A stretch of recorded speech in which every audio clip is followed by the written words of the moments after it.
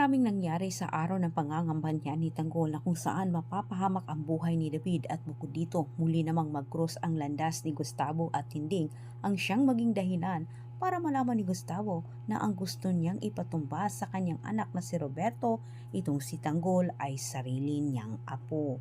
Samantala munti ka nang naputukan ni Tanggol itong si David pero agad namang nagpaliwanag itong si David at diretsahan din siyang humingi ng tawad sa kanyang kuya. Naniwala naman itong si Tanggol. Kanilang pinagtutulungan itong si Miguelito at sabay na nakipaghabulan itong si David at Tanggol. At samantala sa kabilang banda, gulo na ang naabutan ni Tinding at hindi niya inasahan na si Pilar muli namang nag-cross ang kanilang landas. Ngunit sa maraming beses na pagkakataon, muli namang natakasan ni Tinding itong si Pilar. Sa gitna kanyang pagtakas ay napunta naman siya dito kay Gustavo sa hindi inasahang pagkakataon. Bumugad sa dalawang mata ni Tinding itong si Gustavo pero kaagad din niya itong iniiwasan. Hindi nagagsaya ng oras itong si Gustavo, agad naman niyang pinasundan itong si Tinding sa kanyang tauhan. Gustong malaman ni Gustavo kung ano ang nangyari kay Tinding at sa kanilang anak umano. Tilang palapit na ng palapit si Gustavo sa katotohanan tungkol kay Marites at kay Tanggol.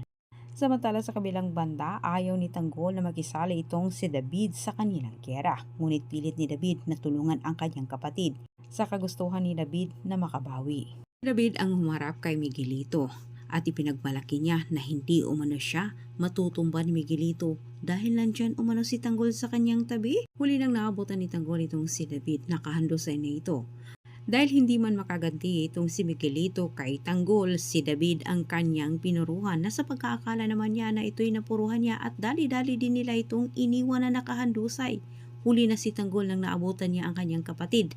Agaw buhay na, pero buhay pa. Samantala sa kabilang banda, bumagabag naman sa isip ni Gustavo simula nung nakita niya itong si Tinding. Palihim din niya itong pinapahanap sa kanyang tauhan. Gusto niyang malaman kung anong nangyari umano sa kanilang anak.